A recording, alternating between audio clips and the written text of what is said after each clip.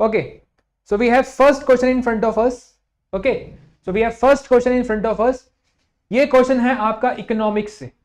ठीक है, this question is from your economics. Economics में आपसे क्वेश्चन आया गया है इन SHG. देखो SHG क्या होता है? Self help group. तो यहां पे पूछा गया है कि अगर आपका जो SHG होता है, जो भी उसमें फैसले लिए जाते हैं रिगार्डिंग सेविंग लोन एक्टिविटीज, वो कौन लेता है? ठीक है, तो अगर आपको इसका आंसर आता है तो प्लीज आप रिप्लाई करें. इसका आंसर A है, B है, C है या D है, और उसके बाद हम डिस्कस करेंगे इसका सोल्यूशन. ओके, तो students I am waiting for your answers. Okay, so we have answer from Nitish, and Nitish कह रहा है कि इसका आंसर है आपका B. ओके नीतीश, बिल्कुल सही है आपका आंसर. आपका आंसर जो है B, ये बिल्कुल सही आंसर है. देखो, सबसे पहले तो आपको समझना पड़ेगा कंसेप्ट ऑफ SHG. ऐसे क्वेश्चंस आपके अक्सर पेपर में आते हैं. ठीक है, तो सेल्फ हेल्प ग्रुप ही है क्या आपका एक्चुअल में SHG. तो होता क्या है कि देखो, कई बार आपको कोई ना कोई बिजनेस स्टार्ट करना होता है. Sometimes you want to start a business. ठीक है, लेकिन आपके पास पैसे नहीं होते. तो सपोज अगर आपको एक बिजनेस स्टार्ट करना है और उस बिजनेस में आपकी 10 lakhs की रिक्वायरमेंट है, लेकिन आपके पास सिर्फ 1 लाख रुपीज है, और आप अपने जैसे 10 और लोगों को जानते हो जिनके पास क्या है, आपका 1-1 लाख और है. ठीक है, तो आप क्या कर सकते हो, इन सब लोगों को कंबाइन कर सकते हो. ठीक है, तो इससे क्या बन जाएगा आपका SHG. अगर आप खुद को एज अ SHG रजिस्टर करते हो तो आपको गवर्नमेंट की भी बहुत सारी फैसिलिटीज का साथ मिलता है. गवर्नमेंट भी बहुत ज्यादा हेल्प करती है आपकी.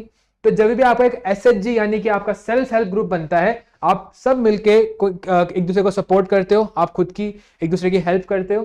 ठीक है, तो जब भी इसमें आप लोन भी ले सकते हो, आप सेविंग भी कर सकते हो, आप इसका पैसा इन्वेस्ट भी कर सकते हो.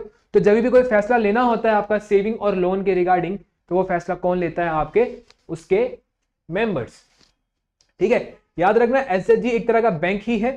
ठीक है, लेकिन इसमें कुछ आपके डिफरेंसेस भी हैं. तो आपका जो SHG है, SHG में जितने भी आपके फैसले होते हैं वो कौन लेते हैं? SHG के मेंबर लेते हैं. सेल्फ हेल्प ग्रुप के मेंबर्स ही सारे के सारे जो फैसले हैं वो लेते हैं. ओके, तो होपफुली ये चीज आपके यहां पे क्लियर हो गई होगी SHG के रिगार्डिंग. चलिए, can you move forward to next question?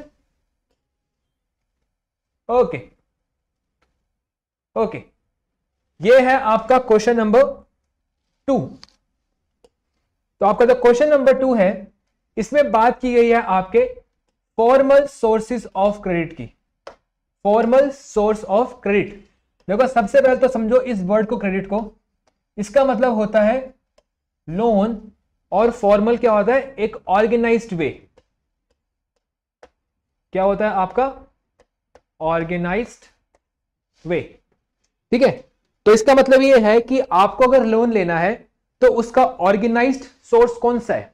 आप इसमें यह भी कह सकते हो फॉर्मल सोर्स आपका वो होता है जो आपका गवर्नमेंट के थ्रू रिकॉग्नाइज्ड हो. Government recognised.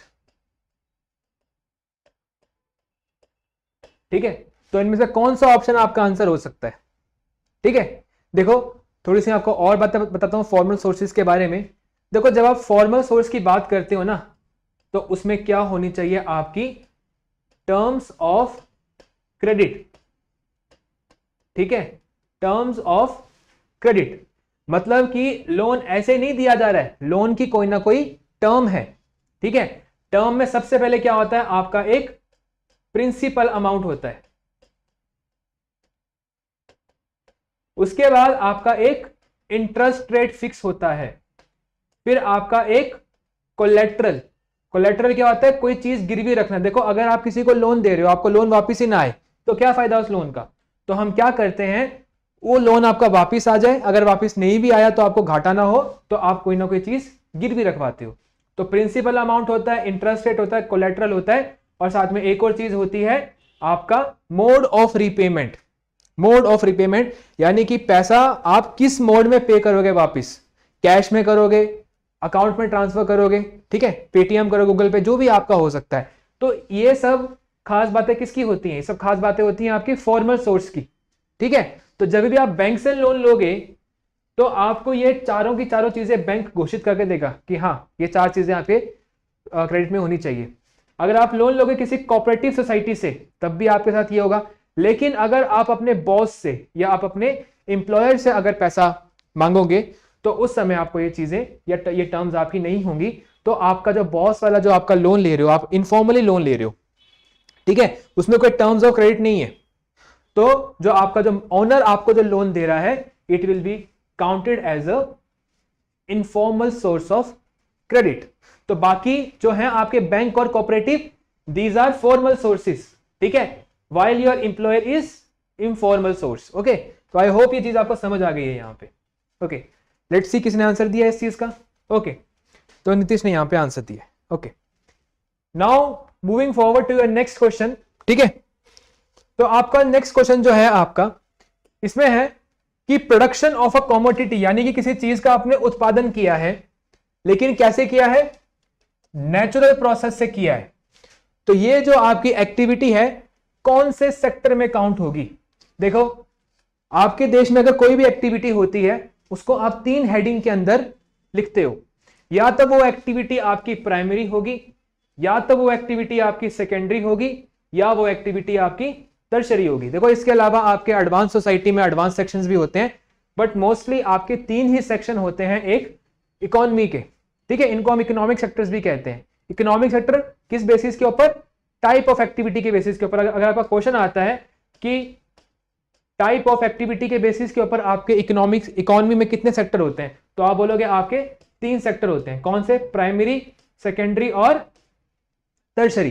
देखो, जब हम बात करते हैं आपके प्राइमरी सेक्टर की, तो प्राइमरी सेक्टर में आपकी आती हैं वो चीजें जो डायरेक्टली आप नेचर से ऑब्टेन करते हो, ठीक है। जैसे एग्रीकल्चर, एग्रीकल्चर समथिंग जो हमें नेचर का गिफ्ट है, ठीक है। आप माइनिंग कर रहे हो, तो माइनिंग में क्या है, आप नेचर से रिसोर्सेज को निकाल रहे हो, आयरन निकाल रहे हो, आयरन और जो आपका होता है, ठीक है, बॉक्साइट निकाल रहे हो। माइनिंग भी क्या है, आपकी एक प्राइमरी एक्टिविटी है, ठीक है। और डेयरी हो गया, फिशिंग हो गया, फॉरेस्ट्री हो गया, ठीक है, all these are example of primary activity.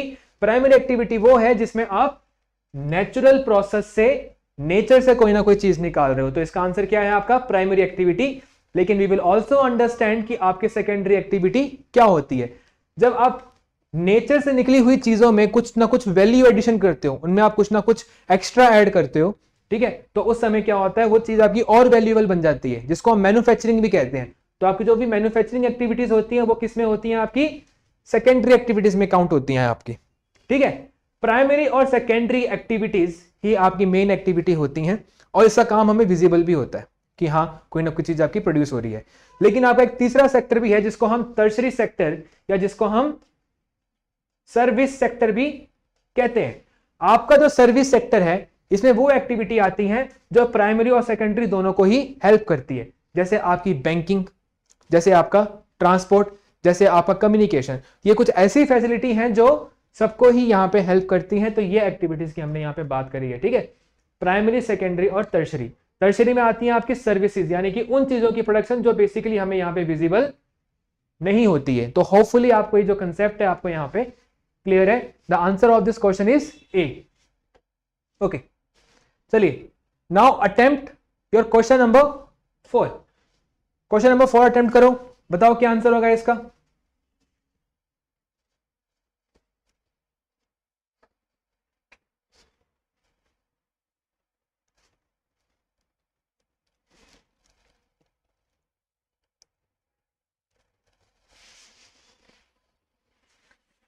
Okay, जो आपका क्वेश्चन है इसमें लिखा गया है GDP is the total value of dash produced during a particular year.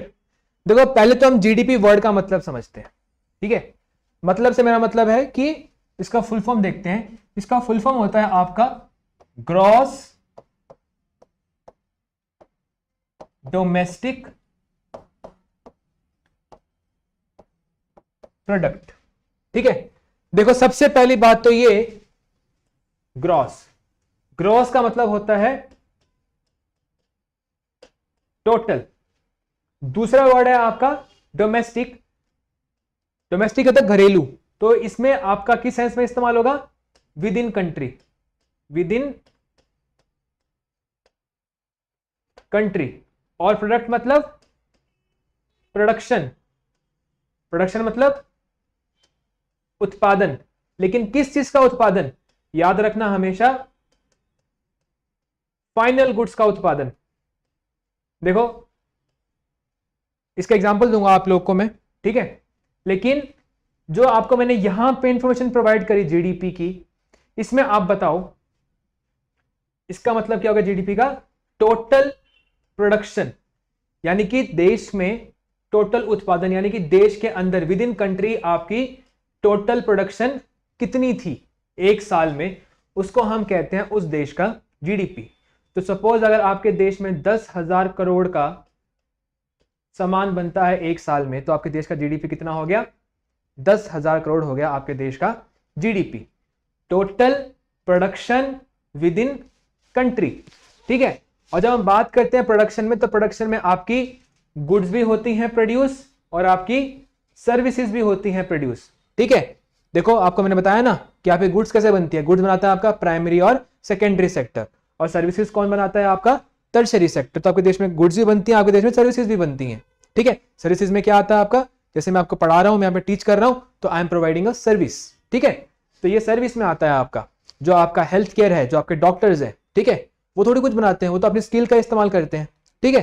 तो वो भी आपकी सर्विस है। तो उससे टोटल कितना प्रोडक्शन आपका हो रहा है, लेकिन किस तरह का? फाइनल। अब इस चीज को समझने के लिए आपको एक बहुत बड़ी एग्जांपल देता हूं मैं, ठीक है। अब देखो कि सपोज आपके देश में वीट बना। वीट क्या होता है? गेहूं। एक किसान ने आपका 100 रुपए का वीट बनाया, ठीक है। उसी वीट से आपके एक आदमी ने क्या बनाया? ब्रेड बनाया। आटे से बनता है ब्रेड आपका, तो वो ब्रेड बन गया आपका। देखो इस आदमी से 100 रुपए में उसने ब्रेड खरीदा और 100 रुपए की उसमें वैल्यू ऐड करी, और कितने रुपए का बेचा उस ब्रेड को? 200 रुपए में। अब आगे आपका एक और आदमी आ गया, वो कहता मैं तो ब्रेड का सैंडविच बनाऊंगा, ठीक है। तो उसने ब्रेड का सैंडविच बनाया, तो उसने 200 रुपए का ब्रेड खरीदा और उसमें जो भी उसने चीजें वगैरह ऐड करी, बोला कि 100 रुपए का मेरा और खर्चा है इसके ऊपर, और मैं सैंडविच बेचूंगा आपका 300 रुपए का। तो जीडीपी में अगर हम टोटल वैल्यू काउंट कर रहे हैं, तो टोटल वैल्यू के हिसाब से 100 रुपए का गेहूं हो गया, 200 रुपए का ब्रेड हो गया, 300 रुपए की सैंडविच होगी। तो इस कैलकुलेशन से हमारा जीडीपी कितना आ गया? इस कैलकुलेशन में हमारा जीडीपी आ गया 600, ठीक है। लेकिन आपको भी पता कुछ तो गड़बड़ हुई है, क्योंकि आपकी क्या हो रही है? डबल काउंटिंग हो रही है, ठीक है। क्यों? क्योंकि जितना 100 है, ये 100 ऑलरेडी आपका इंक्लूड हो चुका है। ये जो 100 है आपका, ये ऑलरेडी इंक्लूड हो चुका है, लेकिन इस 100 को हम यहां पे भी इंक्लूड कर रहे हैं। देखो ये 200 भी आपका ऑलरेडी इंक्लूड हो चुका है जीडीपी कैलकुलेशन में, लेकिन ये 200 हम यहां पे फिर से कैलकुलेट कर रहे हैं। तो इसीलिए हम कभी भी आपका इंटरमीडिएट गुड का प्राइस काउंट नहीं करते हैं, हम सिर्फ final good, sandwich is a final good, तो हम सिर्फ फाइनल गुड का जो प्राइस है उसको हम कैलकुलेट करते हैं। Okay, got it. तो आपने याद रखना है, it is the total value of all final goods and services, ठीक है। तो आपका आंसर क्या होगा? इसका answer number B. Okay, hopefully चीज आपके लिए क्लियर है यहां पे, ठीक है। ओके, ये क्वेश्चन आपके लिए आ सकता है एग्जाम में, इंपॉर्टेंट क्वेश्चन है। लैंड डिग्रेडेशन यानी कि जमीन की दुर्गति होने का पंजाब में मेजर कारण क्या है? देखो वैसे भी आप पेपर दे रहे हो एएफपीआई का, तो ये बहुत ज्यादा आपका पॉसिबिलिटी है कि आपसे पंजाब के ऊपर क्वेश्चन आएंगे। देखो आपको भी पता है कि आपकी जो पंजाब की जो जमीन है वो कहीं ना कहीं थोड़ी सी खराब हो गई है। जो आपका सबसे हरियाली से भरी जमीन हुआ करती थी, कहीं ना कहीं उस जमीन में आप कोई ना कोई दिक्कतें आ चुकी हैं। तो उसका मेन कारण क्या, आपकी जमीन यहाँ पे क्यों खराब हो रही है? पहला कारण यहाँ पूछा गया है, क्या इसका कारण आपका एक्सटेंसिव कल्टीवेशन है कि हम हद से ज्यादा कल्टीवेट कर रहे हैं? क्या इसका कारण आपके पेड़ काटे जा रहे हैं इसीलिए? क्या ओवर इरिगेशन के कारण ऐसा हो रहा है, या ओवर ग्रेजिंग के कारण ऐसा हो रहा है? ठीक है, तो आपको मैं 1 मिनट दे रहा हूं, आप बताइए आपको क्या लगता है इसका क्या आंसर हो सकता है? ओके, तो नीतीश कह रहे हैं कि इसका आंसर होगा बी, सॉरी नीतीश कह रहे हैं इसका आंसर होगा सी। ओके, तो नीतीश ने इसका आंसर सी बताया है। ओके स्टूडेंट्स, और कोई? करण आप बताओगे, क्या लग रहा है आपको, क्या आंसर हो सकता है इसका? क्या लगता है पंजाब में जो आपकी जमीन की दुर्गति हो रही है, इसका मेन कारण क्या हो सकता है? सोचो और बताओ। मैं एक्सप्लेन करूंगा इस चीज को, बट पहले आप अपने आंसर्स ट्राई करो। ओके स्टूडेंट्स, इसका आंसर होगा आपका सी। इसका सी आंसर होने का कारण यह है, देखो सिंपल सी बात है कि excess of everything is bad. ठीक है, अगर आप किसी भी चीज को एक्सेस में करोगे तो उसका कोई ना कोई दुष्प्रभाव होगा। तो वैसे ही जैसे कि आपका जो इरिगेशन है वो बहुत जरूरी है। ठीक है, irrigation is very important for your cultivation, खेती बाड़ी के लिए बहुत जरूरी है। लेकिन अगर आप एक्सेस में करोगे ना ये इरिगेशन, तो आपका जो सॉइल का टॉप लेयर है वो आपका बह जाएगा, और आपकी जो सॉइल बचेगी वो क्या बचेगी, वो हो जाएगी आपकी सैंडी सॉइल। और सैंडी सॉइल कभी भी आपके खेती बाड़ी के लिए अच्छी नहीं मानी जाती है। तो आपको जो लैंड डिग्रेडेशन हो रही है, इसके कारण, ये इसका मेन कारण क्या है आपका, ओवर इरिगेशन। देखो पंजाब क्या है, पंजाब जो आपका वर्ड है ये आया है आपका पंज आप से।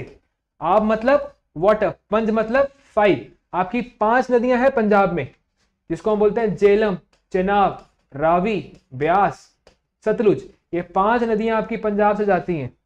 ठीक है, और इसी कारण से इसको पंजाब कहते हैं, यानी कि ये पानी बहुत ज्यादा है। ठीक है, भगवान ने पंजाब को बहुत ज्यादा रिसोर्सेज दी हैं, लेकिन excess of everything is bad. इसीलिए आपका जब ज्यादा इरिगेशन होती है तो आपकी लैंड का टॉप सॉइल उड़ जाता है, और जिससे कारण आपका खराब कल्टीवेशन या खराब जमीन आपको देखने को मिलती है। तो होपफुली ये चीज आपको समझ आ गई होगी। अब है आपका अगला क्वेश्चन, ये भी आपका सॉइल के टॉपिक से ही है। क्वेश्चन है आपका, in which of the following state is the black soil found? In which of the following state is the black soil found? चलिए स्टूडेंट्स बताइए आंसर।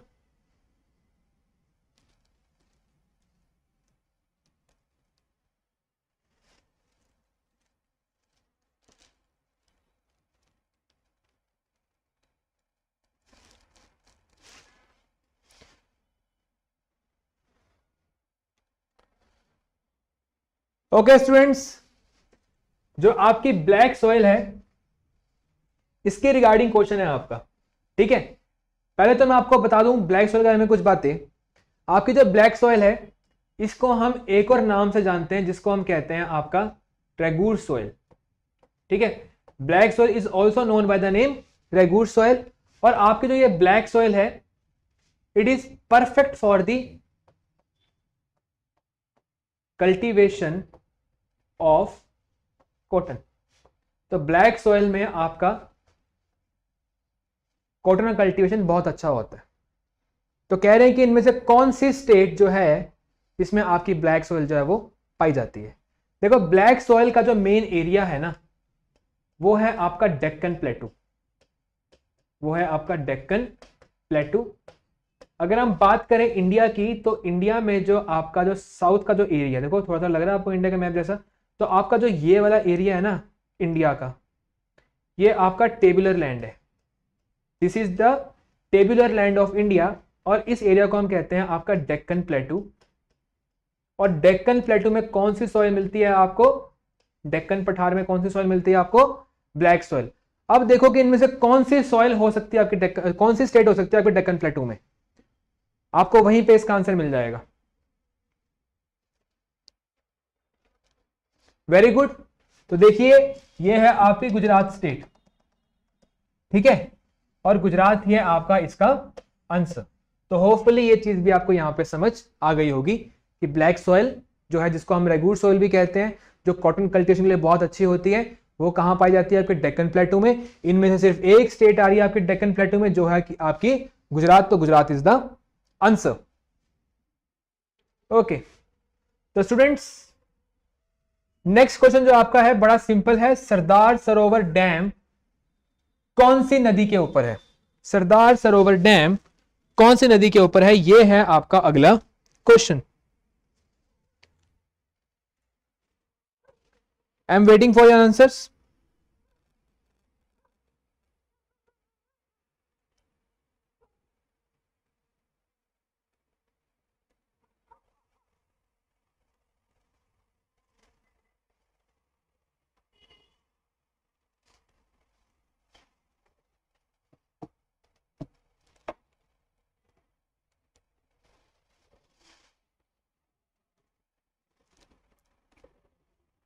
ओके स्टूडेंट्स, सोचिए, बताइए क्या है इसका आंसर। सरदार सरोवर डैम कौन सी नदी के ऊपर है?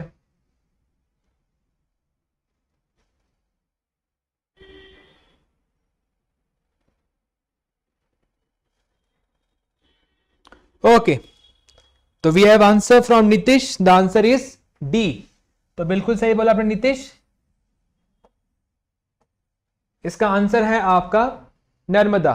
ठीक है, तो आपकी नर्मदा नदी जो कि आपकी राइज होती है, ठीक है,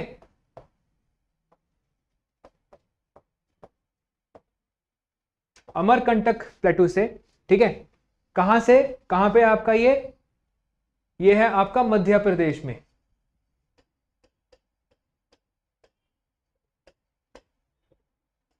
ठीक है, जो आपका अमरकंटक प्लेटू है वहां से आपकी क्या राइज होती है, नर्मदा रिवर। ठीक है, और जाके वो बाद में किस में गिरती है, आपकी अरेबियन सी में।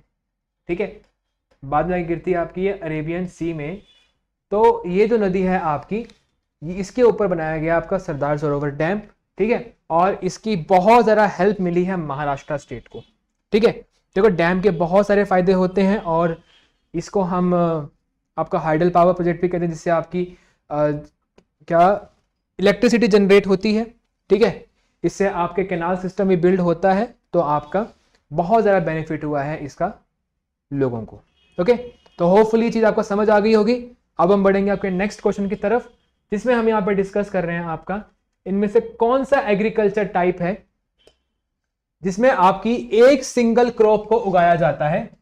इन विच टाइप ऑफ एग्रीकल्चर एक सिंगल क्रॉप को उगाया जाता है बहुत ही ज्यादा लार्ज एरिया में, बहुत ही बड़े एरिया में उगाया जाता है एक सिंगल क्रॉप को। तो क्या इसको हम शिफ्टिंग एग्रीकल्चर कहते हैं, क्या इसको हम प्लांटेशन एग्रीकल्चर कहते हैं, क्या इसको हम हॉर्टिकल्चर कहते हैं, क्या इसको हम इंटेंसिव कहते हैं? ठीक है, तो स्टूडेंट सोचिए और इसका जवाब दीजिए।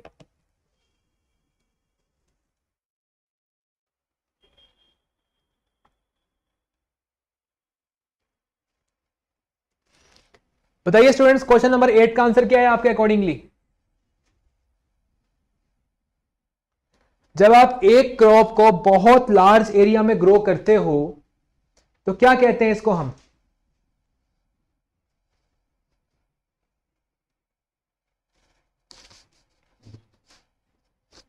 क्वेश्चन नंबर 8,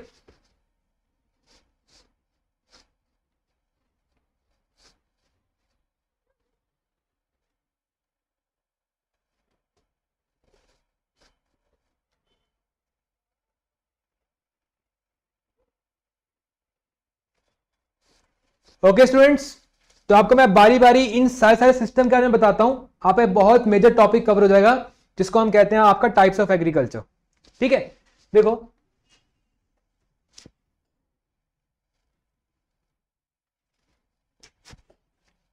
तो will discuss one topic that is your agriculture types. Okay,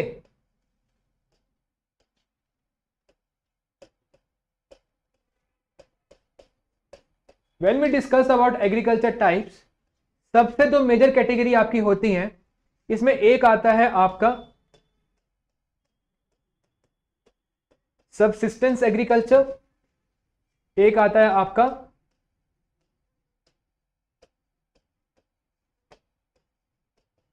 commercial agriculture. देखो, जब आप कोई चीज उगा रहे हो फॉर ओन यूज, यानी अपने और अपने परिवार के इस्तेमाल के लिए आप कोई चीज उगा रहे हो, तो यानी कि आपकी जो खेती बाड़ी होगी वो क्या होगी, आपकी कम होगी, यानी कि लेस स्केल पे होगी, छोटी स्केल के ऊपर होगी, तो उसको हम कहेंगे आपका सबसिस्टेंस एग्रीकल्चर। ठीक है, लेकिन जब हम किसी चीज को मार्केट सेल के लिए उगाएंगे, जब हम किसी चीज को मार्केट में बेचने के लिए उगाएंगे, तो यानी कि उस चीज को हम उगाएंगे आपका लार्ज स्केल के ऊपर। ठीक है, तो उसको हम बोलेंगे आपका कॉमर्शियल एग्रीकल्चर।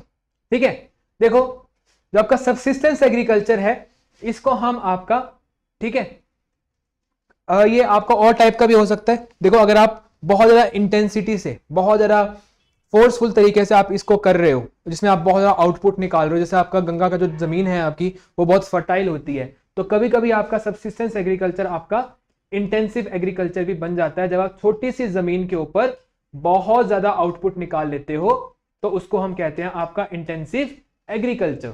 ठीक है, जब आप हर एक सीजन में कोई ना कोई फसल उगा रहे हो, एक या एक फसल उगा रहे हो, आप एक ही जमीन में बहुत ज्यादा आउटपुट निकाल रहे हो, तो क्या कहते हैं इसको हम आपका इंटेंसिव एग्रीकल्चर। तो 3 टाइप हमने डिस्कस कर लिए, एक हो गया सबसिस्टेंस, एक हो गया कमर्शियल, ये दोनों हैं ऑपोजिट एक दूसरे के। और ये आ गया आपका तीसरी कैटेगरी इंटेंसिव, जब आप एक जमीन के टुकड़े के ऊपर बार बार एग्रीकल्चर कर रहे हो, उसे बहुत ज्यादा आउटपुट निकाल रहे हो, तो we call that intensive agriculture. Okay, अब एक आता है आपका प्लांटेशन एग्रीकल्चर। प्लांटेशन एग्रीकल्चर, तो आपका जो ये टाइप है प्लांटेशन एग्रीकल्चर का, इसमें याद रखने वाली बात आपकी ये है कि इसमें क्या करते हैं हम, एक बहुत बड़े जमीन के एरिया को क्लियर कर देते हैं, कोई भी घास फूस हो, कोई भी पेड़ लगे हो, उन सब पेड़ों को हम उखाड़ देते हैं और हम बहुत ज्यादा लार्ज स्केल में सिर्फ एक ही क्रॉप को उगाते हैं। ठीक है, एक तरह का पेड़ हो गया, ठीक है, या एक तरह की फसल होगी। जैसे आपका टी होता है, तो टी के लिए हम क्या क्या कहते हैं, हम वर्ड हमेशा T plantations, coffee plantations, rubber plantations. क्यों? क्योंकि जब आप टी, रबर या कॉफी उगाते हो तो आप बहुत लार्ज एरिया को क्लियर कर देते हो और आप उस एरिया में सिर्फ एक ही चीज उगाते हो। ठीक है, तो we call that type of plantation as, we call that type of cultivation as plantation agriculture. तो आपको लग गया होगा पता कि इसका आंसर क्या है, आपका प्लांटेशन एग्रीकल्चर इसका आंसर है। The answer is your option B. Horticulture क्या होता है? हॉर्टिकल्चर तब होता है जब आप फ्रूट्स, ठीक है, और वेजिटेबल्स उगाते हो, आप फ्लावर्स उगाते हो। ठीक है, फ्रूट, वेजिटेबल, फ्लावर्स को जब आप उगाते हो तो वी कॉल दैट हॉर्टिकल्चर। ठीक है, और जो आपका एक रह गया आपका शिफ्टिंग एग्रीकल्चर। देखो शिफ्टिंग एग्रीकल्चर ना आपका एक प्राइमरी टाइप ऑफ एग्रीकल्चर है, मतलब प्राथमिक तरह का एग्रीकल्चर है। इसमें क्या होता है, देखो इसमें आपका सपोज ये आपका जो एरिया है ये है आपका जंगल का एरिया, ठीक है, और आपके पास कोई जमीन नहीं है, आपने खेती बाड़ी करनी है, तो जो आपके ट्राइबल्स होंगे क्या करेंगे, इतने से एरिया में जितने भी आपके पेड़ पौधे होंगे उनको जला देंगे, ठीक है, और उनको काटेंगे, उनको जला देंगे और यहां पे 1-2 साल तक एग्रीकल्चर करेंगे। ठीक है, जैसे ही आपका इस सॉइल की फर्टिलिटी कम हो जाएगी तो वो थोड़ा सा और आगे जाएंगे, कोई और जमीन का टुकड़ा क्लियर करेंगे और यहां से शिफ्ट होके यहां पे एग्रीकल्चर करना शुरू कर देंगे। तो इसको हम कहते हैं शिफ्टिंग कल्टीवेशन। ठीक है, और शिफ्टिंग कल्टीवेशन जो है आपका, ठीक है, शिफ्टिंग कल्टीवेशन है आपका प्राइमरी, मतलब प्राथमिक। जब हम इतने ज्यादा विकसित ह्यूमंस नहीं हुआ करते थे तो हमारा जो टाइप ऑफ एग्रीकल्चर हुआ करता था उसको हम शिफ्टिंग कहते हैं। आज भी आपके बहुत सारे ट्राइबल्स हैं जो इंडिया में आपका शिफ्टिंग एग्रीकल्चर का इस्तेमाल करते हैं। और शिफ्टिंग एग्रीकल्चर का एक और नाम है जिसको हम कहते हैं आपका झूमिंग कल्टीवेशन, जिसको हम कहते हैं आपका झूमिंग कल्टीवेशन। देखो हमने कितने सारे टाइप्स यहाँ पे डिस्कस कर लिए, होपफुली आपका इसमें कोई क्वेश्चन आ जाए एग्जाम में और आप इस क्वेश्चन को पक्का सही करके आओ। ठीक है, तो ये जो चीज है आपको होपफुली यहाँ पे समझ आ गई होगी। कोई डाउट है तो आप कमेंट्स में यहाँ पे लिख के मेरे से पूछ सकते हो। ठीक है, बट आई एम श्योर कि आपको जो चीजें हैं वो समझ आ गई होंगी। तो आपका जो आंसर है, इसका आंसर क्या है, आपका आंसर है इसका answer number your B. Option your answer is option number B, इसका आंसर है। चलिए ओके, जो आपका नेक्स्ट क्वेश्चन है इसमें आपका डिस्कस किया जा रहा है कि इनमें से कौन सी ऐसी इंडस्ट्री है जो आपका बॉक्साइट का इस्तेमाल करती है एज अ रॉ मटेरियल। देखो सिंपल सी बात है, नेचर हमें देता तो बहुत कुछ है, लेकिन अक्सर आप नेचर की चीजों का वैसे का वैसा इस्तेमाल नहीं कर सकते, आपको इसमें कुछ ना कुछ ऐड ऑन करना पड़ेगा। ठीक है, तो जब हम बात करते हैं आपकी किसी भी मिनरल की, तो जब हम नेचुरल फॉर्म में होता है तो कई बार हम उसको इस्तेमाल नहीं कर सकते। देखो जैसे हम बात करते हैं आपका आयरन की, तो आपका जो आयरन होता है, आयरन को भी हम ओरिजिनल फॉर्म में उसको इस्तेमाल नहीं कर सकते, तो जब हम नेचर से निकालते हैं तो उसको हम आयरन ओर कहते हैं। फिर आयरन ओर को हम थोड़ा बहुत प्योरीफाई करते हैं, उसको मेल्ट करते हैं, उसको साफ सुथरा करते हैं, ठीक है, ब्लास्ट फर्नेसेस में, तब जाके वो आपका इस्तेमाल करने लायक बनता है। ठीक है, तो इसका आंसर है आपका एल्यूमिनियम। ठीक है, तो एल्यूमिनियम हमें नेचुरल फॉर्म में नहीं मिलता है, हमें नेचर से एल्यूमिनियम की ओर मिलती है। ठीक है, और वो जो आपके एल्यूमिनियम की ओर है उसको क्या कहते हैं हम, बॉक्साइट। ऑलवेज रिमेंबर क्या कहते हैं इसको हम, बॉक्साइट, ठीक है। और सीमेंट भी आपका नेचुरल फॉर्म में नहीं मिलता है, आपके डॉलमाइट नाम के पत्थर होते हैं, उनसे आपका जो है सीमेंट मिलता है, ठीक है। जूट भी आपको नेचुरल फॉर्म में नहीं मिलता है, स्टील तो बिल्कुल भी नहीं मिलता आपका, ठीक है। स्टील आपका एलॉय है जिसमें आपका क्रोमियम, ठीक है, आयरन का, कोल का, इन सब का इस्तेमाल आपका होता है, ठीक है। तो होपफुली जो चीज है आपकी यहाँ पे क्लियर है आपके लिए, ठीक है। चलिए अब आगे बढ़ते हैं। होपफुली जो क्वेश्चन है आपको यहाँ पे क्लियर हो चुका होगा। इसका आंसर है आपका एल्यूमिनियम। चलिए अगला क्वेश्चन है आपका regarding your first textile mill. देखो इंडिया में अगर हम बात करें हैंडीक्राफ्ट्स की, तो इंडिया बहुत अच्छा था आपका हैंडीक्राफ्ट की प्रोडक्शन में, ठीक है। और इस हैंडीक्राफ्ट की प्रोडक्शन जो हमारी हुआ करती थी वो ट्रेडिशनल वे में हुआ करती थी, ऐसा नहीं है कि हमारे पास कोई बहुत बड़ी टेक्नोलॉजी हुआ करती थी। तो अंग्रेज आपका टेक्सटाइल मिल्स का सिस्टम लेके आए जिसमें आपका बहुत सही तरीके से बहुत कम समय में बहुत कम लोगों को इन्वॉल्व करके भी आपका जो कपड़ा है वो बनाया जा सके, ठीक है। तो वो आपकी टेक्सटाइल मिल होती है। तो आपकी पहली टेक्सटाइल मिल कहां खुली थी आपकी, ऑलवेज रिमेंबर, मुंबई में, ठीक है। Your first textile mill was in Mumbai, और आप कमेंट्स में बताएंगे कौन से ईयर में, ठीक है।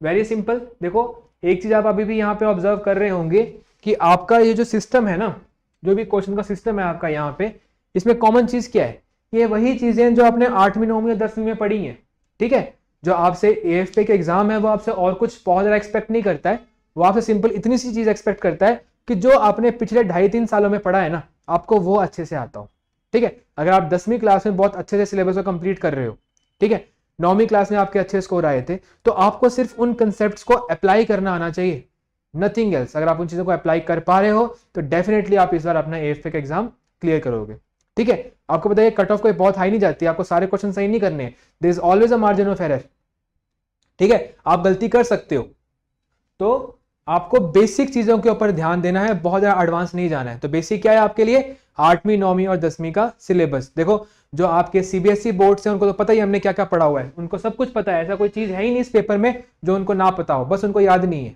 क्यों? क्योंकि क्लासेस में कभी ध्यान ही नहीं दिया। अगर आपको ये चीजें याद हैं, वेल एंड गुड, आप डेफिनेटली पेपर निकालोगे। सिर्फ मैथ्स और इंग्लिश के ऊपर फोकस करो, आपके लिए जो सेक्शन है ये जनरल स्टडीज का बहुत आसान रहने वाला है, ठीक है। जो लोग आपके आईसीएसई बोर्ड से हैं या आपके स्टेट बोर्ड से हैं, ठीक है, तो वो ध्यान दे सकते हैं। आपका सीबीएसई पैटर्न पे आपका पेपर आता है, ठीक है। आपको मैंने कहा था ना, आपको मैं बताऊंगा पेपर कहाँ से आता है। पेपर आपका 8वीं 9वीं 10वीं की किताबों से आता है, जो आपकी एनसीईआरटीज होती हैं, एनसीईआरटीज यानी कि आपकी सीबीएसई की बुक्स, ठीक है। तो इसका आंसर आपका ये है। Okay, now coming to next question. Next question है आपका, महात्मा गांधी भारत आए साउथ अफ्रीका से कौन से साल में, ठीक है। तो क्वेश्चन नंबर 11 का आंसर बताओ फटाफट। Tell me the answer of question number 11।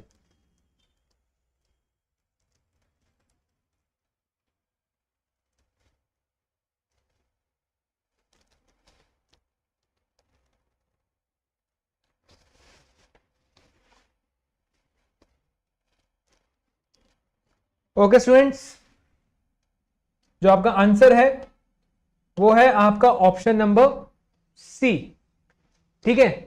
Mahatma Gandhi अगर हम थोड़ा ध्यान दें तो जनवरी के महीने में आए थे और डेट थी आपकी 9 जनवरी 1915। तो महात्मा गांधी आपके एक बैरिस्टर थे, यानी कि आपके वकील थे, और एक केस के सिलसिले में आपके साउथ अफ्रीका गए थे, ठीक है, इन द ईयर 1893। 1893 से लेकर 1915 तक महात्मा गांधी कहां रहे, आपके साउथ अफ्रीका में रहे। वहां पे भारत के कुछ लोग रहते थे जिनको आपके ब्रिटिशर्स बहुत ज्यादा डिस्क्रिमिनेट करते थे, बहुत ज्यादा जातियां करते थे वहां पे। महात्मा गांधी ने वहां पे स्ट्रगल इनिशिएट करी, और उस स्ट्रगल का आउटकम क्या निकला कि आपके साउथ अफ्रीका के भारतीय लोग थे उनको उनके हक वहां पे मिले। उनको वहां उनके हक दिलाने के बाद महात्मा गांधी भारत लौटे, कौन सी डेट को, 9 जनवरी 1915 को, ठीक है। और इसको हम आजकल मनाते हैं as NRI day, NRI day, जिसको हम प्रवासी भारतीय दिवस भी कहते हैं, हिंदी में कहते हैं इसको हम प्रवासी भारतीय दिवस। तो अगर क्वेश्चन आएगा कि आपका प्रवासी भारतीय दिवस कब मनाया जाता है, तो आपका आंसर होना चाहिए 9 जनवरी को। ठीक है, एक और चीज याद रखने वाली है कि महात्मा गांधी ने साउथ अफ्रीका में अपने कुछ आश्रम की स्थापना करी थी। ठीक है, वो आश्रम कौन से थे महात्मा गांधी के? महात्मा गांधी के साउथ अफ्रीका में 2 आश्रम थे, याद रखना है। एक आपने याद रखना है कि इनका था, एक आपका फिनिक्स आश्रम जिसको हम फिनिक्स फार्म कहते हैं, और एक था उनका वहां पे टोल्स्टॉय फार्म। ठीक है, लियो टोल्स्टॉय आपके एक बहुत बड़े रशियन फिलोसोफर थे। ठीक है, और उनकी बातों से प्रभावित होकर महात्मा गांधी ने अपनी सत्याग्रह की टेक्निक भी अपनाई थी। महात्मा गांधी का था ना प्रोटेस्ट करने का तरीका एक, जिसको सत्याग्रह कहते हैं, तो वो किससे इंस्पायर्ड था? आपका लियो टोल्स्टॉय से आपका वो इंस्पायर्ड था। ठीक है, तो होपफुली ये चीज भी आपको यहाँ पे क्लियर होगी। अब हम आगे बढ़ेंगे, आपका आंसर बिल्कुल सही है 1915। ठीक है, चलिए अब है आपका अगला क्वेश्चन। ठीक है, अब अगला क्वेश्चन है आपका कि आपके देश में एक साइमन कमीशन आई थी। ठीक है, देखो साइमन कमीशन का गठन आपका हुआ था 1927 में, और ये भारत कब आई थी? ये साइमन कमीशन आपकी भारत में आई थी 1928 में। तो 1928 में साइमन कमीशन आपकी भारत में आई थी, और साइमन कमीशन का मेन पर्पस था भारत में आने का कि भारत के लोगों को हमने स्वराज यानी कि सेल्फ गवर्नेंस देनी है कि नहीं देनी है, उसके ऊपर डिस्कशन करना। साइमन कमीशन कब आई भारत? 1928 में। फॉर्म कब हुई? 1927 में। लेकिन भारत के लोगों ने साइमन कमीशन का बहुत विद्रोह किया। आप लोगों ने सुना भी होगा गो बैक साइमन का नारा कभी। ठीक है, तो साइमन कमीशन का विद्रोह क्यों किया गया वो आपसे यहां पे क्वेश्चन जो है वो पूछा जा रहा है। ठीक है, तो उसके ऑप्शंस है आपके। पहला ऑप्शन बताया गया है कि इसमें सारे के सारे लोग आपके अंग्रेज थे, इसके लिए आपका विद्रोह किया गया। इसका गठन आपका ब्रिटेन में हुआ, इसलिए विद्रोह हुआ।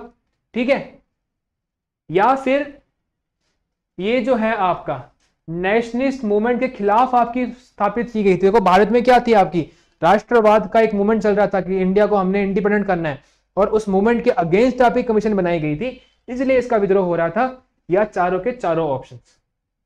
थोड़ा सोचो और बताओ साइमन कमीशन क्यों आई थी। साइमन कमीशन, देखो सिंपल सी बात है कि ये आपका तो नहीं हो सकता आंसर, क्योंकि आपको मैंने पहले ही बता दिया कि साइमन कमीशन का पर्पस ये नहीं था। साइमन कमीशन का पर्पस था कि भारत के लोगों को हमने स्वराज यानी कि सेल्फ गवर्नेंस देनी है कि नहीं देनी है, इस चीज का फैसला लेना। तो ये इसका आंसर नहीं हो सकता। अगर ये इसका आंसर नहीं है तो ऑल ऑफ द अबव भी नहीं हो सकता। अब आपने बताना है कि इसका आंसर ए या बी है कि नहीं। चलिए, नीतीश ने आंसर दिया है हमें यहां पे। ओके नीतीश, आपका आंसर बिल्कुल सही है, क्योंकि आपके साइमन कमीशन के सारे मेंबर्स आपके ब्रिटिशर्स थे, इसलिए भारत के लोगों ने साइमन कमीशन का बॉयकॉट किया, उसको बॉयकॉट किया, उसमें जाने से मना कर दिया। ठीक है, तो आपका ये जो साइमन कमीशन थी, इसके जितने भी मेंबर्स थे आपके 7 मेंबर्स, सारे के सारे आपके ब्रिटिशर्स थे। देखो इन्होंने चेक करना है कि भारत के लोग सेल्फ गवर्न कर सकते हैं कि नहीं कर सकते हैं, भारत के लोग स्वराज के लायक हैं कि नहीं है। और वो कौन फैसला ले रहा है? भारत के लोगों को छोड़ के कोई और फैसला ले रहा है, बाहर का आदमी। तो इसका मतलब क्या है कि आपका कहीं ना कहीं भारत के लोगों का यहाँ पे विद्रोह करना बिल्कुल जायज था। ठीक है, भारत के लोगों ने यहाँ पे जो विद्रोह किया वो बिल्कुल जायज था, क्योंकि it was a all British commission. Okay okay, now coming to your next question. आपका जो नेक्स्ट क्वेश्चन है इसमें आपका कह रहे हैं कि आपके अवनींद्रनाथ टैगोर, जो कि आपके बहुत फेमस पेंटर थे, देखो क्वेश्चन से भी लग गया पता, उन्होंने आपकी भारत माता की इमेज बनाई।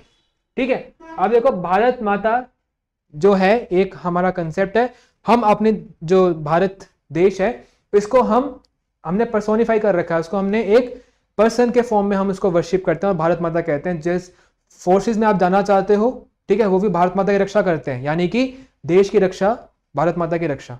ठीक है, तो भारत माता की सबसे पहले एक पेंटिंग बनाई गई थी। अगर आप लोग इंटरेस्टेड हो तो आप गूगल में भी सर्च कर सकते हो, आपको देखने को मिलेगा कि भारत माता की पहली पेंटिंग कैसी थी। बहुत सिंपल पेंटिंग थी, जिनके हाथ में कमल का फूल भी था। आप देखना, वो पेंटिंग बनाई थी आपके अवनींद्रनाथ टैगोर ने। तो उनको क्या इंस्पिरेशन आई, ठीक है, कौन से मूवमेंट के दौरान इन्होंने भारत माता की पेंटिंग बनाई? तो आपका सिविल डिसोबीडियंस मूवमेंट के दौरान बनाई, स्वदेशी मूवमेंट के दौरान बनाई, क्विट इंडिया मूवमेंट के दौरान बनाई, या इन सब मूवमेंट्स ने ही इनको इंस्पायर किया? तो आप बताइए कि इसका आंसर क्या हो सकता है। It's a very important thing that you need to understand.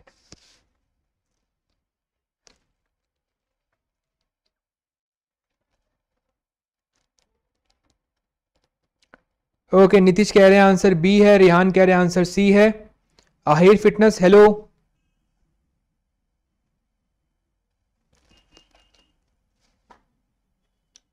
Okay so students, आपको मैं एक बात बताता हूं बड़ी इंटरेस्टिंग सी।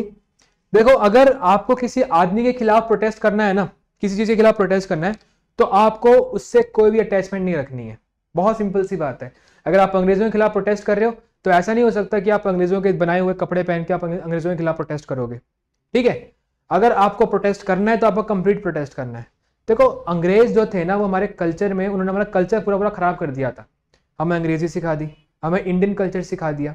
ठीक है, तो इस चीज के रिस्पॉन्स में आपका एक मूवमेंट शुरू हुआ, जिसका है, जो आपका मूवमेंट है स्वदेशी मूवमेंट। तो हमारे जो इंडिया में पेंटिंग बन रही थी, वो भी आपकी ओरिएंटल पेंटिंग्स, जो बेसिकली आपकी अंग्रेजों की, जो आपका ब्रिटिश स्टाइल था पेंटिंग्स का, वो पेंटिंग्स आपका यहाँ पे बन रहा था।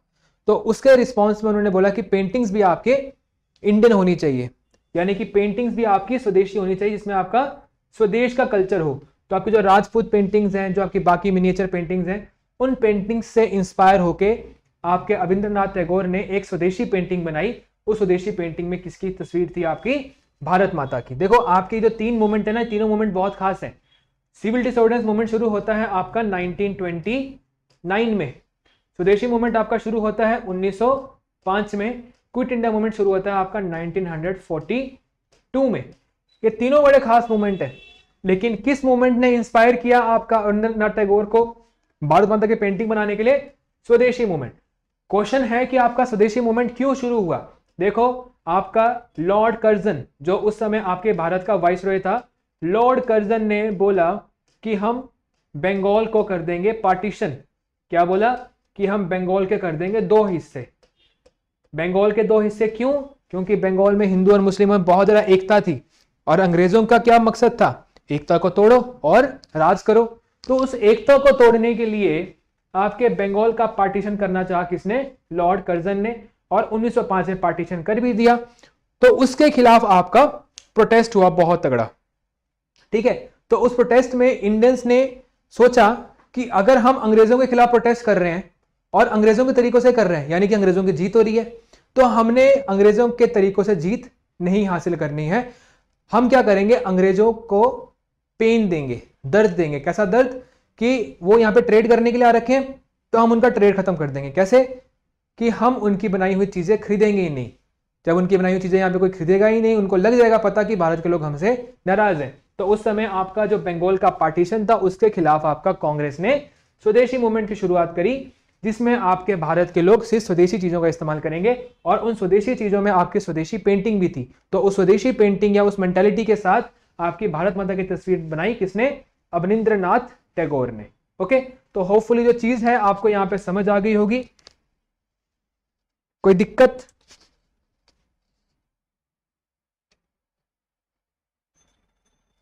बताइए, आ गया समझ?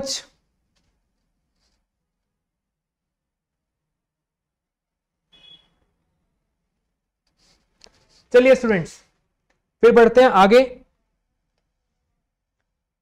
अगला क्वेश्चन है आपका, महात्मा गांधी ने किस रीजन के कारण, ठीक है, आपका नॉन कोऑपरेशन मूवमेंट को वापस बुला लिया? ठीक है, देखो, महात्मा गांधी जो थे ना, उन्होंने भारत में बहुत सारे मूवमेंट्स किए, जिनमें से एक था आपका नॉन कोऑपरेशन मूवमेंट, जो कि चला आपका 1919 से लेकर 1922 तक। ठीक है, तो आपका जो नॉन कोऑपरेशन मूवमेंट है, महात्मा गांधी ने किस कारणवश आपका नॉन कोऑपरेशन मूवमेंट को वापस ले लिया? मतलब महात्मा गांधी ने एक आंदोलन शुरू किया अंग्रेजों के खिलाफ। अंग्रेज बहुत गलत कर रहे थे, अंग्रेजों ने यहाँ पे जलियांवाला बाग कांड कर दिया, उसके बाद माफी भी नहीं मांगी।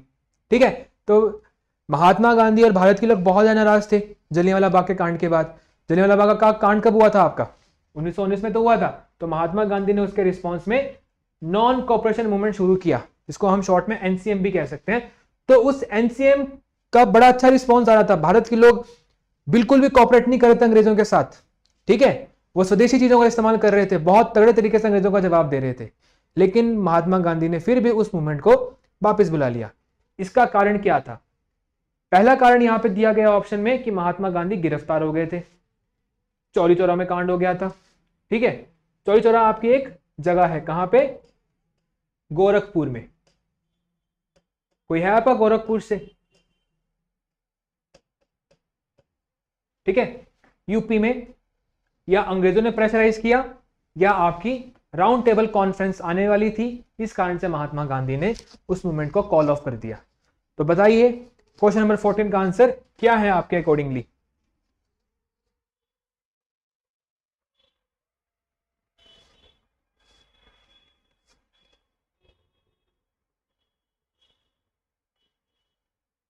ओके, नीतीश यादव संधू, आपने आंसर दिया है बी। बिल्कुल सही आंसर है आपका बी।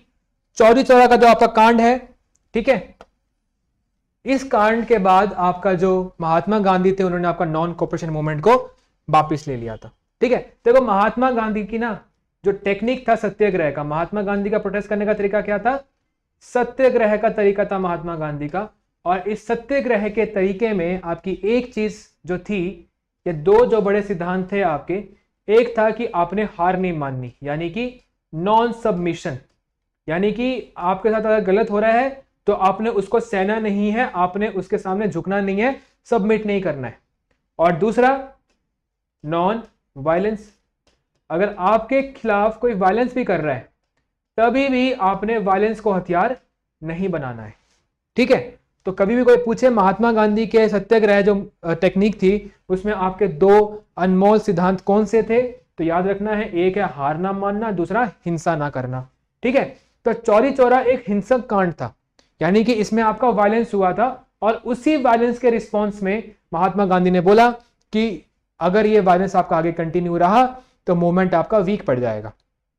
ठीक है, तो आपका चौरी चौरा में क्या हुआ था? आपका 5 फरवरी 1922, ठीक है, 5 फरवरी 1922 में आपका चौरी चौरा में कुछ प्रोटेस्टर्स ने क्या किया था, एक पुलिस थाने में आग लगा दी थी, और उस आग लगाने के कारण आपके 22 पुलिसकर्मी आपके जल गए थे। ठीक है, जिसके बाद महात्मा गांधी ने आपका 11 फरवरी को अनाउंस किया कि अब जो है आपका नॉन कॉपरेशन मूवमेंट को हम फर्दर कंटिन्यू नहीं करेंगे। ठीक है, और उसके अगले महीने आपके महात्मा गांधी अरेस्ट भी हो गए थे। तो हाँ, लेकिन अरेस्ट भी कारण है, लेकिन मेन कारण नहीं है आपका। महात्मा गांधी ने अपने अरेस्ट होने से पहले ही इस मूवमेंट को ऑफ कर दिया था। ठीक है, तो होपफुली आपको ये चीज समझ आ गई होगी।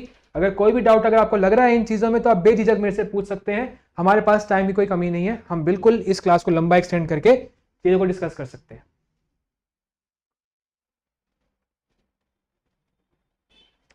चलिए अगला क्वेश्चन आपकी स्क्रीन के ऊपर, क्वेश्चन नंबर 15, कि आपका जो पूर्ण स्वराज है, स्वराज मतलब सेल्फ रूल, सेल्फ गवर्नेंस, ठीक है, खुद से रूल करना है आपने, देश के ऊपर स्वयं से राज करना है आपने, भारतीय आपके भारत के ऊपर राज करेंगे और कंप्लीट कंट्रोल लेंगे, कंप्लीट कंट्रोल ले लेंगे। तो ये जो आपका रेजोल्यूशन है, ये जो आपका प्रस्ताव है, कांग्रेस के कौन से सेशन में पारित हुआ, कौन से सेशन में पास हुआ? तो अब बताइए इसका आंसर क्या है। देखो आप जो भी आंसर दे रहे हो आप उसके आगे क्वेश्चन नंबर जरूर लिखना ताकि मेरे को चीजें पता लगती जाए। ओके, नीतीश यादव ने आंसर दिया है, ओके वेरी गुड। संधू ने भी आंसर दिया है,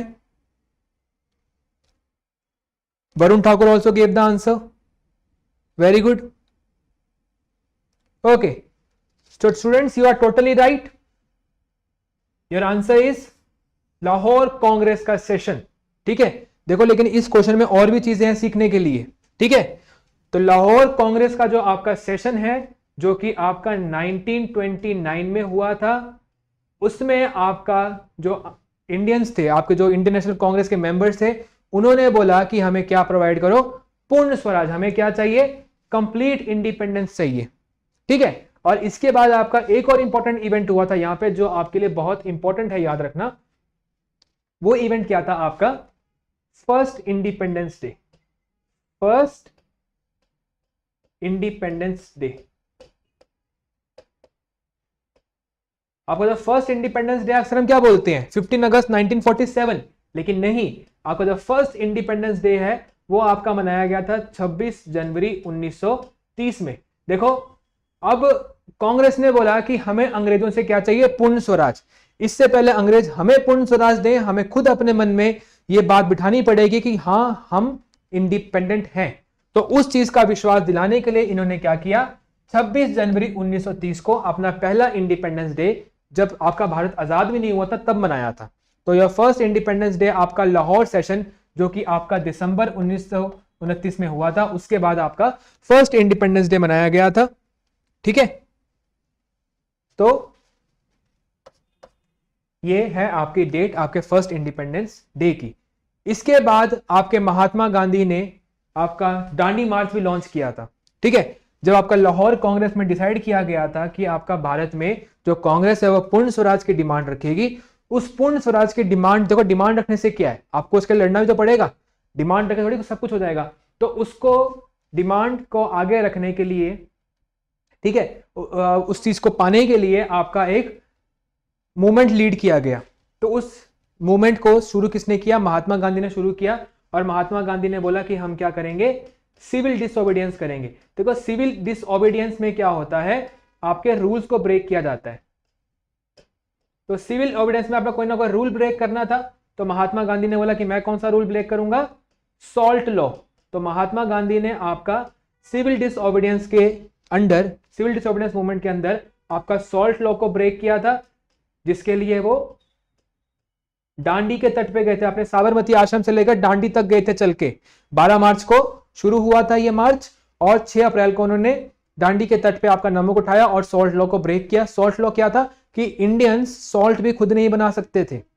ठीक है, Indians were not even allowed to make salt, वो उनको परचेज करना पड़ता था मार्केट से, जबकि सॉल्ट तो कितनी कॉमन चीज है। यानी कि अपने देश में हम नमक ही ना बना पाए, तो ये भी कैसी जाति होगी। तो महात्मा गांधी ने इस गलत लॉ को ब्रेक करने का फैसला लिया। ठीक है, और उसके लिए आपका दांडी मार्च भी किया। तो ये सब किससे जुड़ा हुआ है, ये सब जुड़ा हुआ आपका लाहौर कांग्रेस सेशन से। लाहौर कांग्रेस सेशन में पूर्ण स्वराज की बात की गई। पूर्ण स्वराज को करने के बाद आपके 2 इवेंट हुए। पहला, आपके देश में पहला स्वतंत्रता दिवस मनाया गया, फर्स्ट इंडिपेंडेंस डे मनाया गया, कब, 26 जनवरी 1930 में। उसके बाद महात्मा गांधी ने पूर्ण स्वराज को पाने के लिए आपका सिविल डिसऑर्डरेंस मूवमेंट लॉन्च किया, और जिसके तहत उन्होंने कौन सा लॉ ब्रेक किया, सॉल्ट लॉ को ब्रेक किया। तो होपफुली आपको जो ये चीज है वो आपको यहां पे समझ आ गई होगी। ठीक है, बताइए स्टूडेंट्स, आ गया समझ आपको। संधु आप कह रहे हो क्वेश्चन नंबर 5 का आंसर है सी, बिल्कुल सही बोला आपने। ठीक है, सी ही इसका आंसर है, बिल्कुल सही।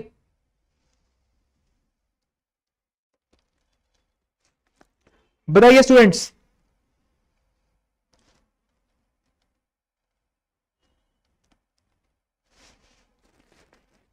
ओके, चलिए अब इसके बारे में थोड़ी बहुत और चीजें सीखते हैं। इसी क्वेश्चन में और भी है सीखने के लिए। जैसे एक चीज है आपकी कराची सेशन। ठीक है, देखो आपका जो कराची सेशन है ना, ये आपका इंपॉर्टेंट है, क्योंकि यहां पे आपकी बात की गई थी फंडामेंटल राइट्स की। देखो आजादी से पहले भी आपके फंडामेंटल राइट्स की बात की गई थी, और वो फंडामेंटल राइट की बात की गई थी कहां पे, कराची सेशन में। ये कब हुआ था आपका, 1931 में, 1931 से आपका कराची सेशन हुआ था। इसमें किसकी डिमांड की गई थी, आपके फंडामेंटल राइट्स की बात की गई थी। ओके, अगला है आपका हरिपुर कांग्रेस सेशन। आपका जो हरिपुर कांग्रेस सेशन है, इसकी खास बात क्या है कि जो इसके आपके नायक थे, जो इसके प्रेसिडेंट थे, वो कौन थे, सुभाष चंद्र बोस। तो सुभाष चंद्र बोस भी आपके कांग्रेस के प्रेसिडेंट बने थे, और वो कौन सेशन में बने थे, आपके हरिपुर। हरिपुर के अलावा आपका एक और सेशन जिसमें आपके सुभाष चंद्र बोस प्रेसिडेंट बने थे, वो है आपका त्रिपुरी सेशन। ठीक है, तो त्रिपुरी और हरिपुरा जो है आपका, ये आपके 2 सेशन है जिसमें आपके सुभाष चंद्र बोस क्या बने थे, आपके कांग्रेस के प्रेसिडेंट बने थे। ठीक है, देखो लखनऊ सेशन जो है आपका, एक बड़ा लखनऊ सेशन आपका होता बड़ा इंपॉर्टेंट सा, ये हुआ था आपका 1916 में। आपका जो लखनऊ सेशन 1916 में हुआ था, इसमें क्या खास काम हुआ था, इसमें आपका देखो एक और पार्टी थी मुस्लिम लीग। मुस्लिम लीग के साथ इन्होंने फ्रेंडशिप कर ली थी। ठीक है, तो इंडियन नेशनल कांग्रेस ने मुस्लिम लीग के साथ फ्रेंडशिप करी थी। कौन से सेशन में, लखनऊ के सेशन में। इस फ्रेंडशिप को हम कहते हैं लखनऊ पैक्ट। पैक्ट मतलब समझौता। तो आपका इंडियन नेशनल कांग्रेस ने मुस्लिम लीग के साथ समझौता किया था कब? 1916 में, जिसको हम लखनऊ पैक्ट भी कहते हैं। तो आप बताओ ये चीजें आ गई आपको समझ?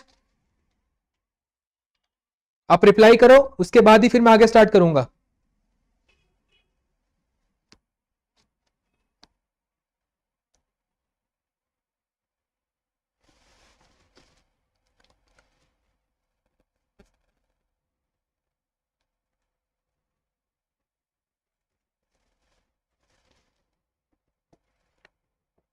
बताइए स्टूडेंट्स, आ गया समझ आपको ये चीजें?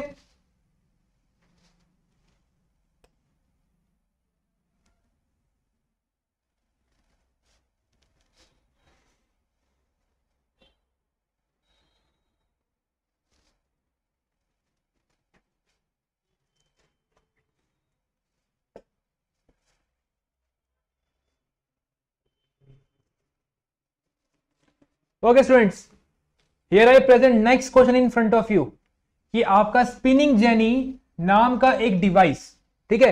देखो स्पिनिंग जेनी जो है आपका, ये जुड़ा हुआ है आपका एक टॉपिक जिसको हम कहते हैं आपका इंडस्ट्रियल रेवोल्यूशन, ठीक है। इंडस्ट्रियल रेवोल्यूशन नाम के टॉपिक से जुड़ा हुआ है, जो कि आपको 10th क्लास में पढ़ाया जाता है, ठीक है। तो आपकी जो फर्स्ट इंडस्ट्रियल रेवोल्यूशन थी वो आपकी आई थी कॉटन और स्टील में। तो कॉटन में आना इतना आसान नहीं था, क्योंकि कॉटन से आपके जो कपड़े बनाना बहुत मुश्किल था। तो आपके ये जो स्पिनिंग जेनी था एक ऐसा डिवाइस था जो आपका कॉटन प्रोडक्शन में एक रेवोल्यूशन लेके आ गया था। तो उस डिवाइस को किसने बनाया था? आप आंसर बताइए। जेम्स हार्ग्रीव्स, ठीक है, जेम्स वॉट, रिचर्ड ऑकराइट या सैमुअल ल्यूक? बताइए इसका आंसर क्या है? ओके, नीतीश ने बोला इसका आंसर ए है, आदि ने बोला इसका आंसर ए है, ठीक है, बिल्कुल सही कह रहे हो आप। इसका आंसर क्या है आपका? ए।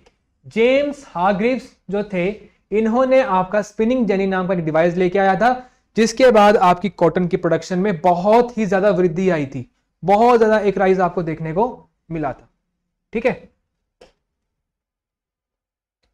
ओके, नेक्स्ट है आपका असेंबली लाइन का कंसेप्ट गाड़ियां बनाने के लिए किसने इंट्रोड्यूस किया था? Who adopted the concept of assembly line to produce automobiles? ठीक है, Henry Ford, T Kupola, VS Naipaul या फिर आपका सैमुअल मॉर्से? ठीक है, बताइए क्वेश्चन नंबर 17 का आंसर क्या है?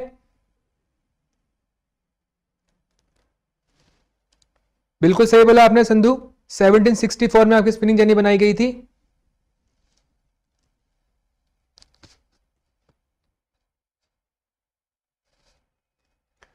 ओके, चलो इसका आंसर है आपका ए, लेकिन आपको मैं बता देता हूं कि आपका असेंबली लाइन होता क्या है। देखो, आपके किसी चीज को बनाते हुए ना, आपका एक सपोज आप एक लाइन ड्रॉ कर लो, ठीक है।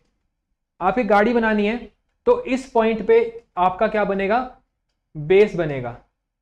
इसमें आपका कोई और चीज, उसमें इसका शेड बनेगा, इसमें इसकी सीट सेंटर की जाएंगी, इसमें इसका आप मान सकते हो आपका इंजन ऐड किया जाएगा, ठीक है। तो आपकी जो गाड़ी है, जो उसकी असेंबलिंग है, वो एक लाइन में होती है। इससे आपकी गाड़ी बहुत जल्दी बन जाती है, ठीक है।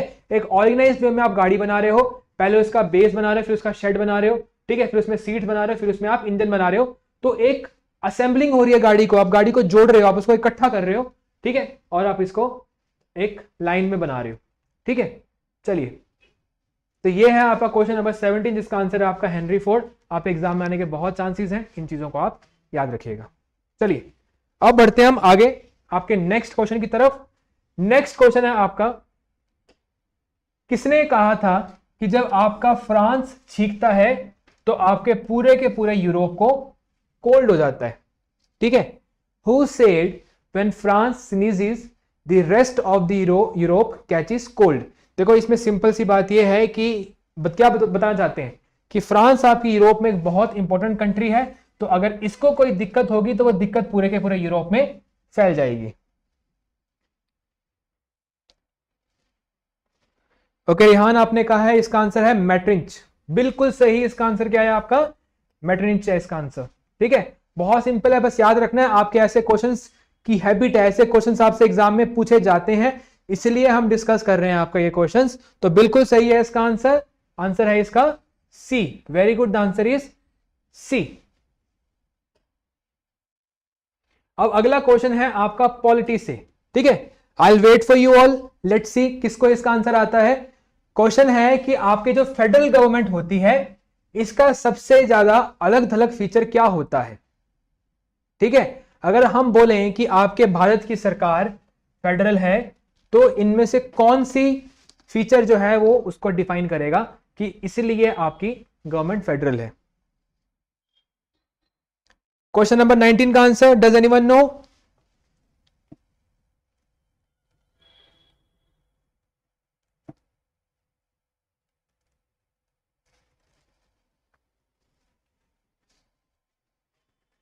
Okay, we have one answer, but इसमें हम थोड़ा समझेंगे भी चीजों को। ठीक है, थोड़ा चीजों को समझेंगे भी, सिर्फ ऐसे ही आगे नहीं हम बढ़ेंगे। ओके स्टूडेंट्स, तो जब हम बात करते हैं गवर्नमेंट की, तो आपकी गवर्नमेंट ना दो तरह की हो सकती है। एक हो सकती है आपकी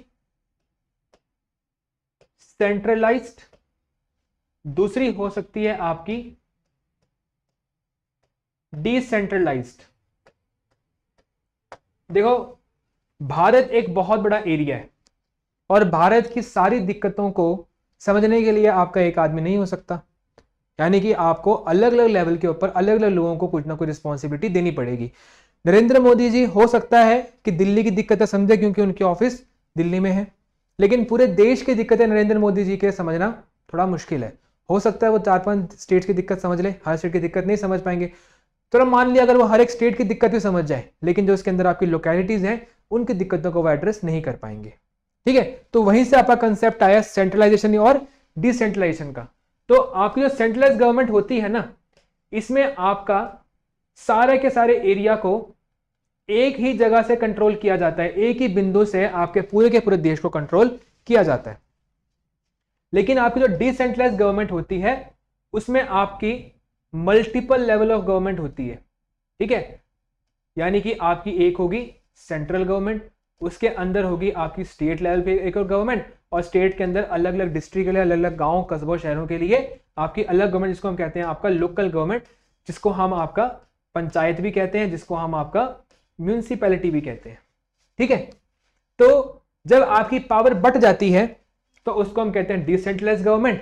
जब आपकी पावर इकट्ठा एक ही पॉइंट से है, मतलब आपके देश में कोई सीएम है ही नहीं है, आपके देश में कोई मेयर है ही नहीं, आपके देश में कोई सरपंच है ही नहीं, सब कुछ कौन कंट्रोल कर रहा है आपके देश में?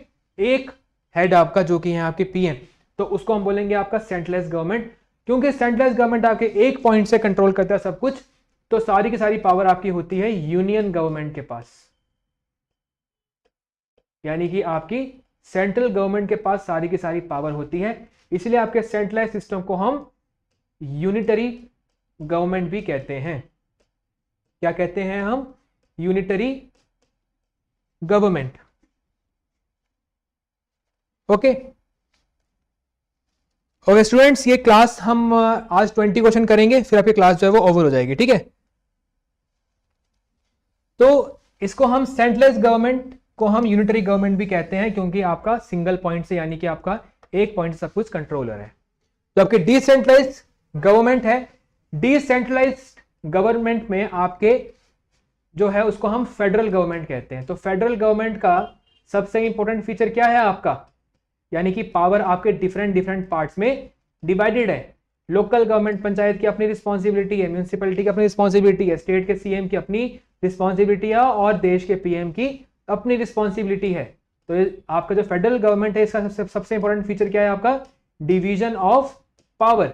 अब इस चीज के बेसिस के ऊपर आप करो इसका आंसर। बताओ आपका 19 का आंसर क्या होगा? 19 में ऑप्शन में दिया गया है कि आपकी जो नेशनल गवर्नमेंट, यानी कि आपकी जो सेंट्रल गवर्नमेंट है, इसमें कुछ पावर आपकी प्रोविंशियल यानी कि स्टेट गवर्नमेंट को भी दी जाती है। लेकिन ये इसका आंसर नहीं हो सकता। ये इसका आंसर इसलिए नहीं हो सकता क्योंकि थोड़ी पावर की बात नहीं है, बराबर आपकी बांटी जाती है। ठीक है, तो ये आपका आंसर नहीं है।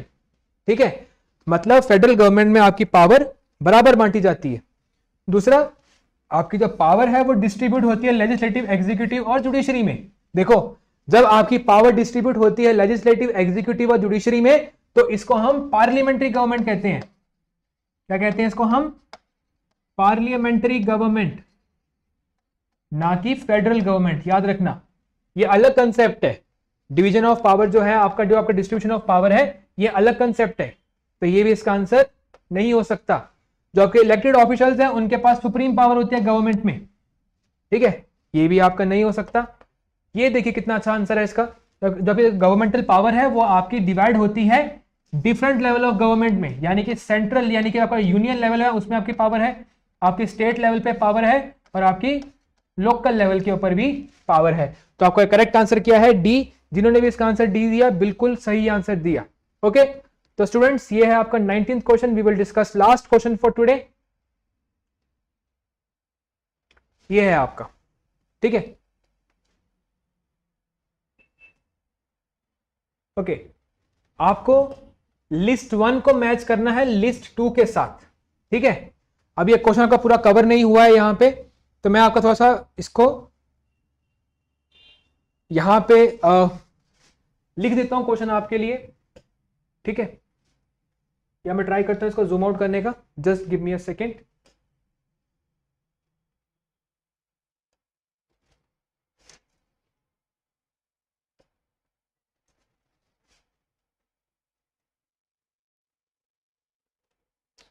ओके, चलिए, थोड़ा सा इशू आएगा इस चीज में। तो आप देखिए यहां पे आपका लिखा गया है एक गवर्नमेंट का टाइप, यूनियन ऑफ इंडिया, और यूनियन ऑफ, मतलब किस लेवल पे गवर्नमेंट में कौन हेड होता है। ठीक है, तो अगर हम बात करें यूनियन ऑफ इंडिया, ये बात करें आपका सेंट्रल गवर्नमेंट, तो आपका सेंट्रल गवर्नमेंट का हेड कौन होता है? प्रधानमंत्री। तो एक किससे मैच करोगे आप? प्रधानमंत्री के साथ।